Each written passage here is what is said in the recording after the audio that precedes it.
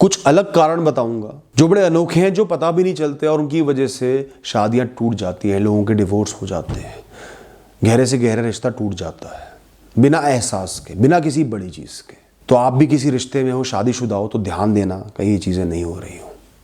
कहीं लोग अपने पति या पत्नी को जैसे अलमारी में सारे कपड़ों के नीचे एक पुराना कपड़ा पड़ा होता है ना, जो सालों से नहीं पहना पर फेंकते नहीं हो, पर पड़ा हुआ है, अलमारी की शोभा बढ़ा रहा है, उस तरीके से ट्रीट करना शुरू कर देते हैं। शादी हो गई है, ये इंसान हमेशा के लिए मेरे साथ है, बस है, उससे ज़्यादा उसको वैल्यू नहीं देनी, बातचीत नहीं करनी, सम्मान नहीं देना, फैसलों में भागी नहीं बनाना, प्यार नहीं करना। और वो लोग बाहर वो प्यार, वो अफेक्शन, वो एक्साइटमेंट ढूंढना शुरू कर देते हैं दोस्तों में, यारों में, या किसी और इंसान में, या किसी और चीज़ में, किसी काम में, किसी हॉबी में।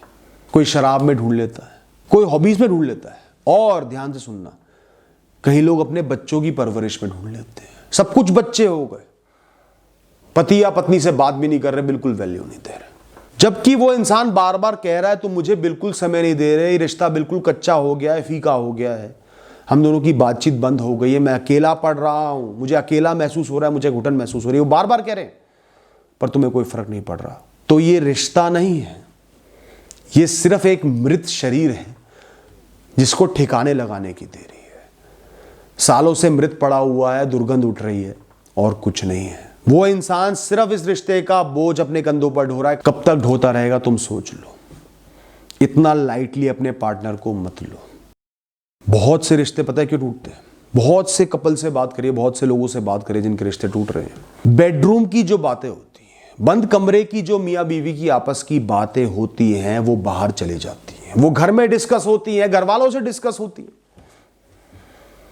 कई बार प्राइवेट रोमांटिक लाइफ, अंतरंग संबंधों की बातें भी परिवार में डिस्कस होती है। दोस्तों, कोई अनोखी बात नहीं है, बहुत हो रहा है ऐसा। सेक्सुअल लाइफ डिस्कस हो रही है रिश्तेदारों से, और वो आपके पति या पत्नी पर आकर प्रश्न उठा रहे हैं, ये हुआ था, ये हो रहा है, ये हो रहा है।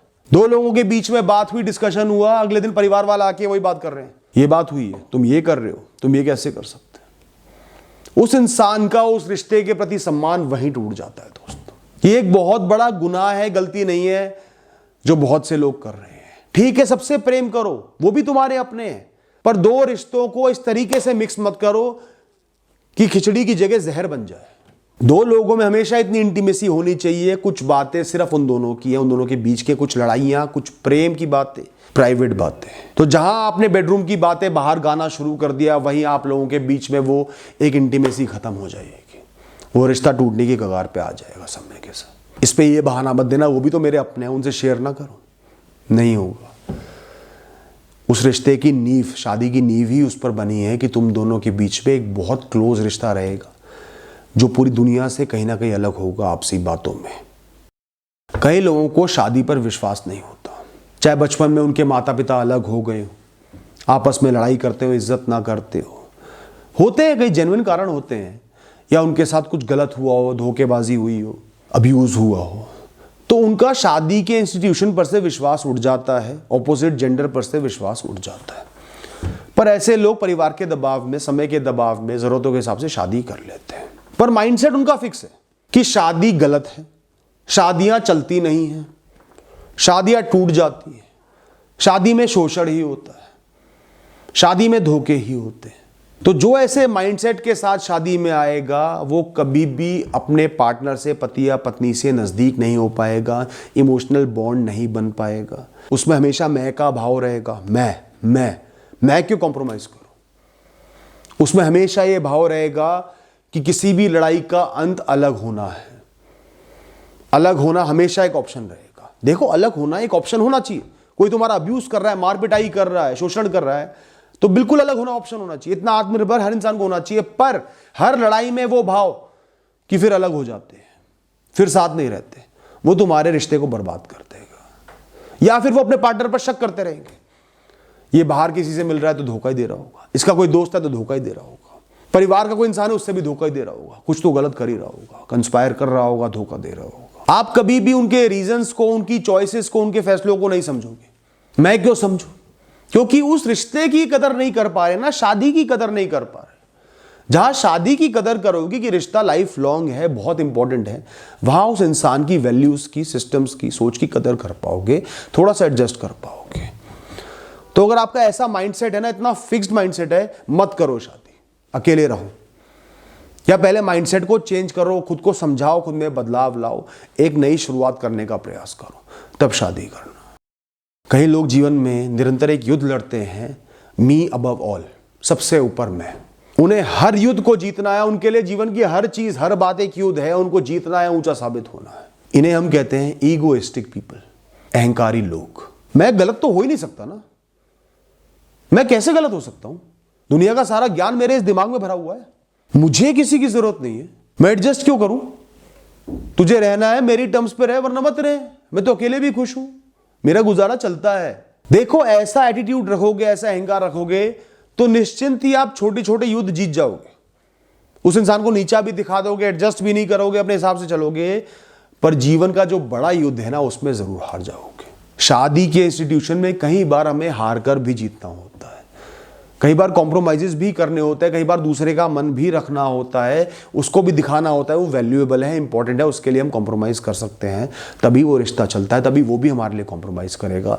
वरना मैं सब में मौजूद होता है, तुम जितना मर्जी अपने मैं को उठा लो ना, उस इंसान में भी हैसियत है, वो उससे ऊपर अपने मैं को उठा लेगा, बस फिर मैं बकरियों की तरह चलता रहेगा और डिवोर्स हो जाएगा। कई बार बातें सुलझाने के लिए हमें गलत को सही बोलना पड़ता है।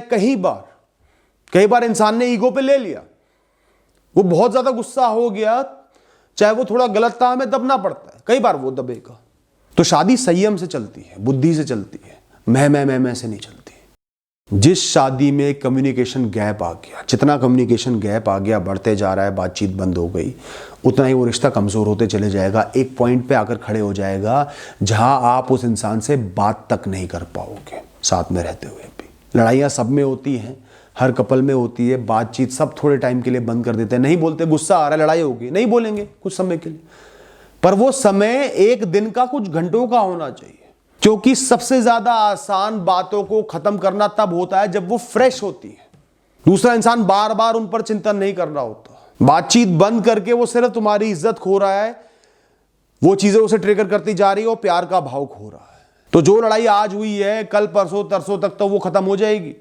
एक साल तक बातचीत बंद हो गई, उसके बाद तुम आओगे ना कि अब लड़ाई खत्म करते हैं, तो वो लड़ाई उसके दिमाग पर छप चुकी होगी, फिर वो खत्म नहीं हो सकती, वो इज्जत कभी वापस नहीं आ पाएगी। और जहां दोनों की बातचीत बिल्कुल बंद हो जाती है, वहां उनका अहंकार हावी हो जाता है। अब मैं क्यों करूं, वो भी तो नहीं आ रहा, अब मैं क्यों करूं। दो लोग जिनकी लव मैरिज भी हुई है, सालों का प्रेम था, उन लोगों की भी बातचीत इस कदर बंद हो जाती है, वो जिंदगी में कभी एक दूसरे से बात नहीं करते, सिर्फ कोर्ट में बात करते हैं, वो अपना पक्ष रखने के लिए। आज ही बात करो, खुल के बात करो, लड़ाई करो, सुन लो, बोल लो, पर बातचीत हमेशा चालू रखो दोस्तों। कम्युनिकेशन गैप कभी नहीं आना चाहिए शादी के रिश्ते में। थोड़ा सा मैच्योर बन के अपने कदम आगे बढ़ा लो, उनकी अच्छाइयों को ध्यान में रखकर, उन्होंने कभी आपके लिए कुछ किया, आपके लिए खड़े रहे हैं, प्रेम करते हैं, उस बात को ध्यान रखकर जाने दो, बातचीत चालू रखो। अगर आपका पार्टनर शायद इतना मैच्योर नहीं है, वो बच्चों की तरह रूठ कर बैठ जाता, नहीं बोलता, तो आप थोड़े से मैच्योर बन जाओ, कुछ तो क्वालिटीज होंगी ना। और बिल्कुल ही टॉक्सिक है, नार्सिसिस्टिक है, तो फिर वो रिश्ता आपके सर पर सिर्फ एक बोझ है, फिर मैं कुछ नहीं कहता। हर घर में मैरिज काउंसलर्स होते हैं, एक्सपर्ट्स होते हैं शादी के, क्योंकि शादी तो करके बैठे ही हैं वो भी, चाहे कितनी ही बर्बाद हो, 25-30 साल की शादी करके बैठे हैं ना। मैं उनको भी गलत नहीं मानता, एक्सपीरियंस तो है ही, कुछ सलाहें तो दे ही सकते हैं, पर वो सिर्फ तुम्हारा पक्ष सुन रहे, तुम्हारी बात सुन रहे और फैसला दे रहे हैं। एक इंसान कभी भी परफेक्ट नहीं होता, पूर्ण नहीं होता, 100% सही नहीं होता, वो सिर्फ अपना पक्ष रखता है। यार मैं तो ऐसा हूं यार, मैं तो शरीफ ही हूं ना यार, मैं कभी गलत थोड़ी बोलता हूं यार। दूसरे के नहीं बताता कि उसने कितना भोगा है तुम्हारी टॉक्सिसिटी को। और जो तीसरा इंसान एडवाइस देगा वो किस बेसिस पे देगा? तुम्हारी बातों पर जो वैसी आधी अधूरी है।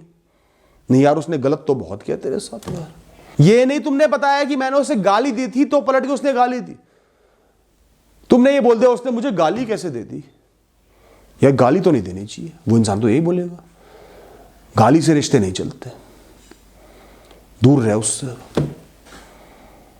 या अलग हो जाना, क्योंकि उसे पता ही नहीं कि तुमने 10 गाली दी तो उसने 1 गाली दी, या उसे पता ही नहीं कि तुमने उसे धोखा दिया तो उसने गाली दी। तो किसी से एडवाइस लेनी हो, किसी को बड़ा बनाना भी हो, कोई अनुभवी हो भी, दोनों साथ बैठना, उसके सामने अपना पक्ष रखना, फिर उसकी सुनना, और वो ऐसा इंसान हो जिसका झुकाव तुम में से किसी एक की तरफ ज्यादा ना हो। Thank you and all the best.